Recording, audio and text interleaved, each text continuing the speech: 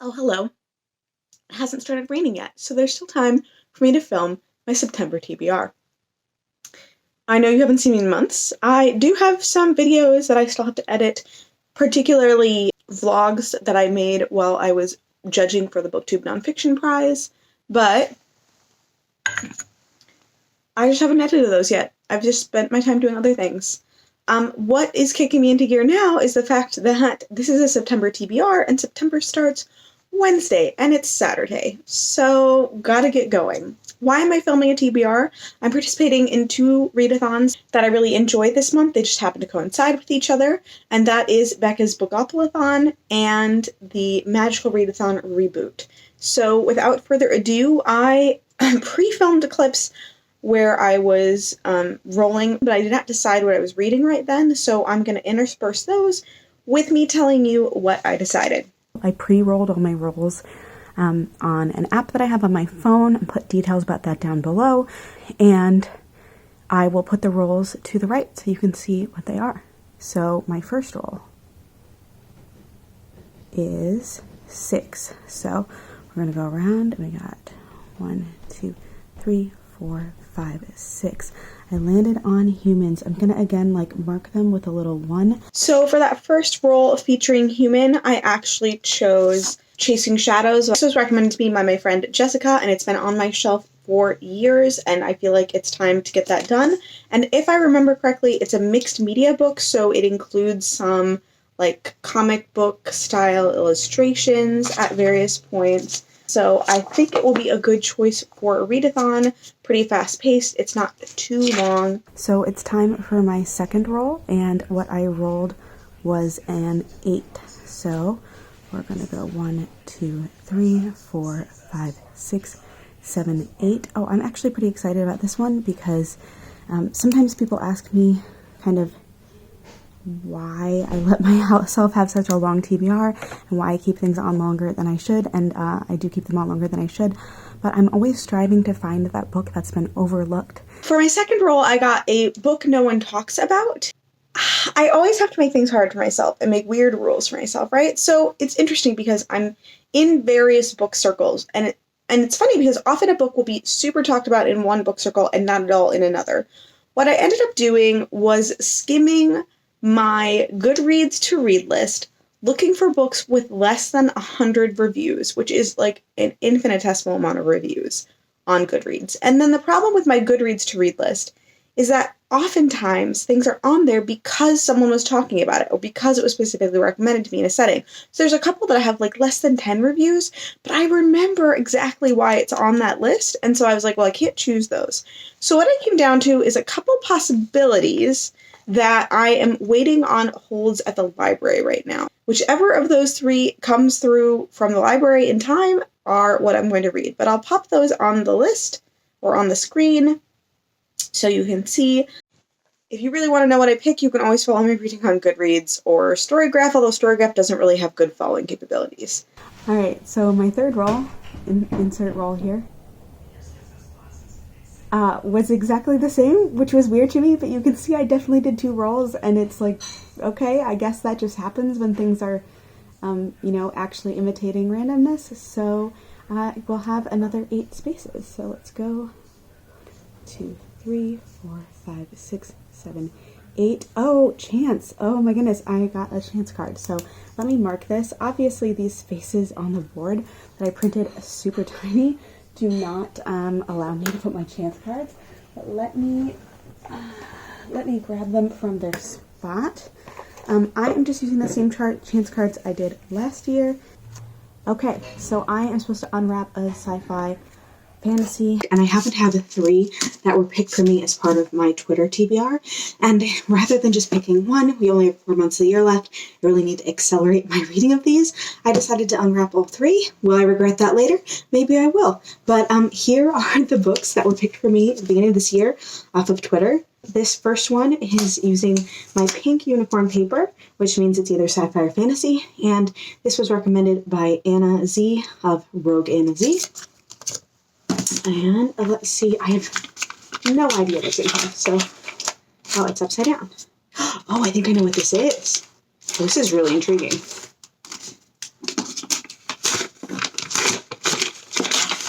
Yes, I was right. Okay, I recognize the shiny cover.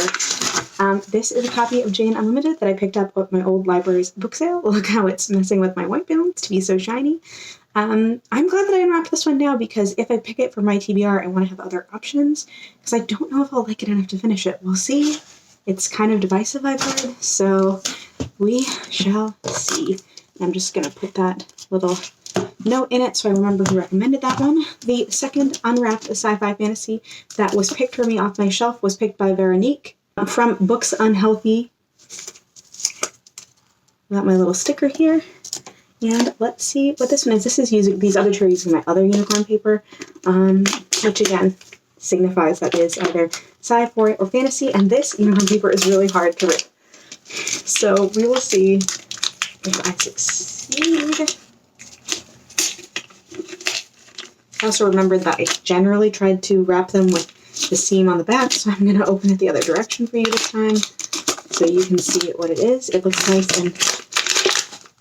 What is this? Oh, this might be fabulism, actually.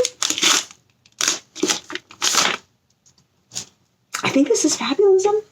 And I have a potential place to include this on my TBR as well. It is about some friends, one of whom is, I believe, shot, and how the other remaining two friends deal with that. And I wrapped it in sci-fi fantasy, but I think it is at most fabulism. So, interesting choice past me to wrap that in sci-fi fantasy. And let me again take this little marker so I remember who picked that for me.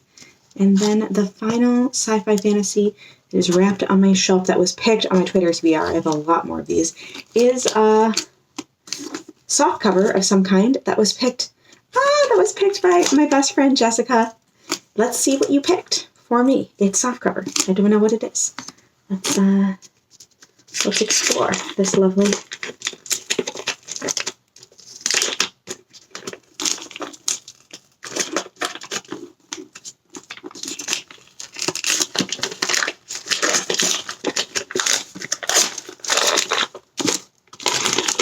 Oh, it's an arc of something. Oh, interesting. Interesting. I must have picked this up. Let me check when it published. My best guess is that I picked this up at BEA years ago, and I think it had some amount of hype when it came out, not a ton, but a little. But now, I mean, enough to have an arc, but now I don't think I've heard anyone talk about this in a long time, and I'm extremely intrigued. So, thanks for helping me pick this, Jessica. I am very excited. I'm going to put my little reminder card in here, and then once I decide which of these I'm going to read for which prompts, I will insert that here.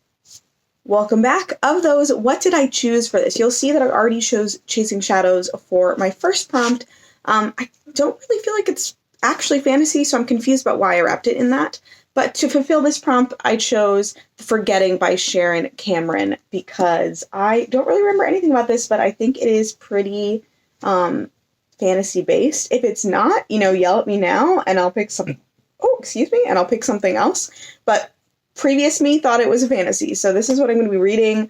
I don't remember anything about this. I will hopefully get a final copy from the library because it's been out for several years. It should be easy to do, and just in case they made any changes. For the fourth roll, here's what I got.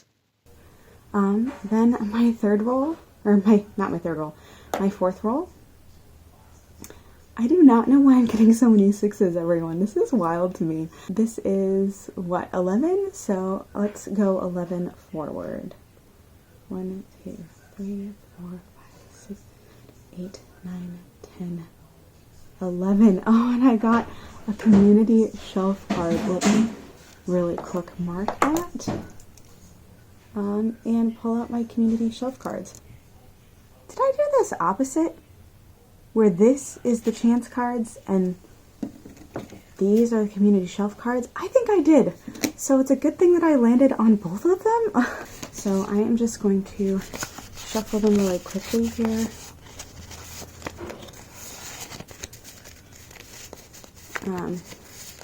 If I can shuffle properly, but let's see what's on the top. Indigenous author. Okay, actually that's really great. For that community shelf card, very luckily from my A Book with No White Men subscription from Brilliant Books in Michigan, what they sent me for August was actually There by Tommy Orange, so I'm going to read this book by an Indigenous author for my 4th roll. For my 5th roll, let's see what I got. Still more 6s. I really don't know what's going on, friends, but I will go 10, I guess. So here we go.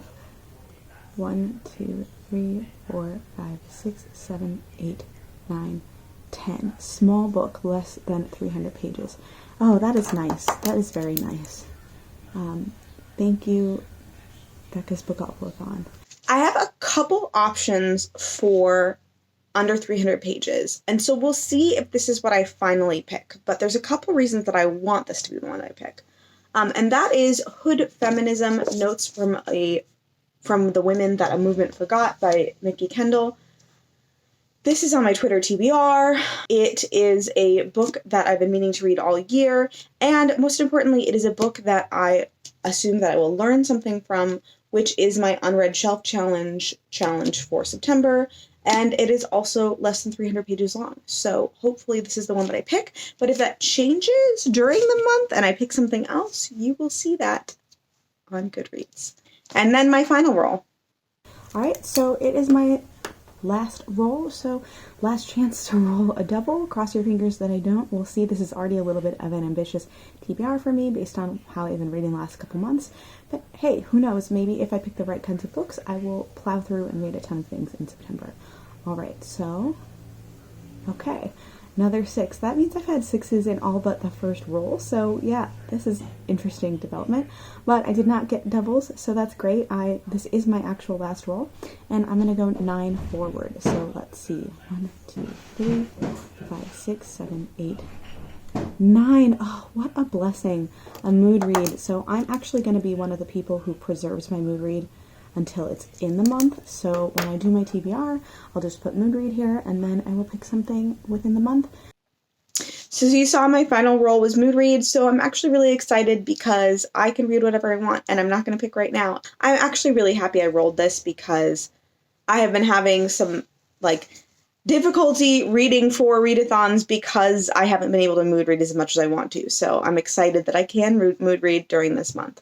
So then for the magical readathon, as much as possible, I'm going to try to overlap things, but I might not on everything because I really only have to finish 2 books for the magical readathon. So one book that I'm hoping to get to, you've already seen me unwrap for the magical readathon, and that is Jane Unlimited by Kristen Kishore. I think this is a choose your own path style book, if I remember correctly, and it has both a very cool map in the front and multiple maps, and an extremely cool table of contents that is kind of continuous. We'll see how this goes, but because it's supposed to be a very strange reading experience, I didn't want to tie it to a readathon where I definitely had to finish things. So if I don't finish this, I have some other options for this, or I might just complete other challenges. For top of my TBR, I have a book that if it comes in from the library, I will read it, and that is this one. And if it does not, I will have to figure out what, I think this will end up coinciding with mood read, because top of your TBR is really what's calling to you, what's your mood. So that's what I'm planning. For Mist of Solitude, I just have to read a standalone, so There and Chasing Shadows should both qualify, whichever of these I read. Awesome. Hopefully I'll read both of them. For Ruin of the Sky, I'm supposed to choose something with ghosts, haunted houses, or the supernatural, and I think this will count. I asked a friend, and she says it certainly counts for the supernatural, but we'll see after I read it. I want to read Hollow Chest by Breeda Sandstrom. This is a middle grade. It is set in our world post-World War I, I believe? No, post-World War II. The main character's brother has returned, but isn't quite the same, and he's worried that something has stolen his heart. So that is the premise of this book. I'm really excited to read it. I am hoping I can count it there. For thriller or mystery, I have an audiobook I just got from the library that I'm going to delay starting until next month.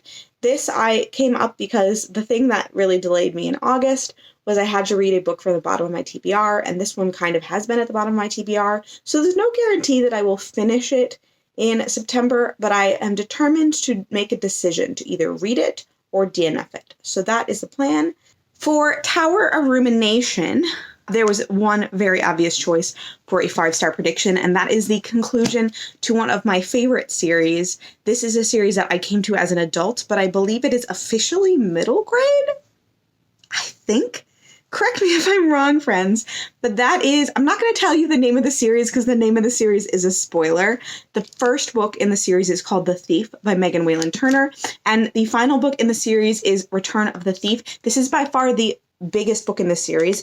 The first 3 books could probably fit in this book, so I don't want you to be intimidated to think like,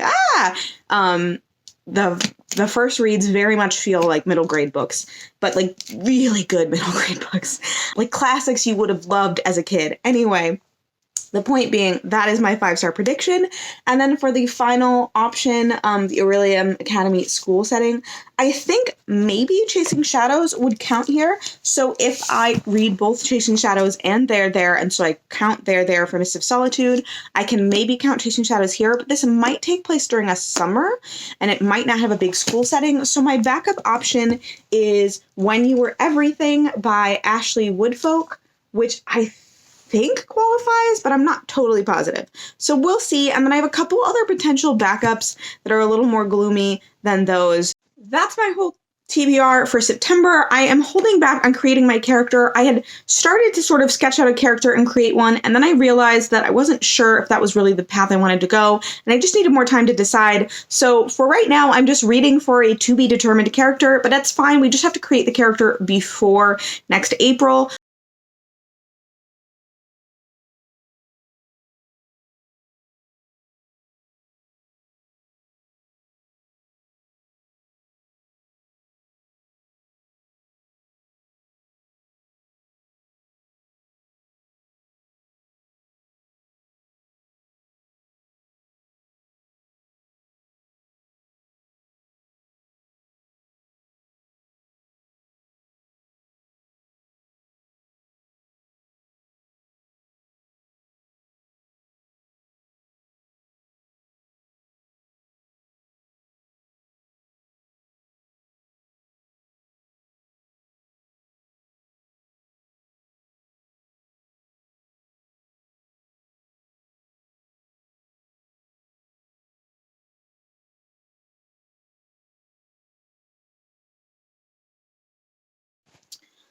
I know there are a bunch of really exciting readathons happening in September, so let me know down below if you're participating in any, what they are, and how excited you are for the fall, because September is, in theory, the start of fall. So thanks so much for watching, and I'll see you later.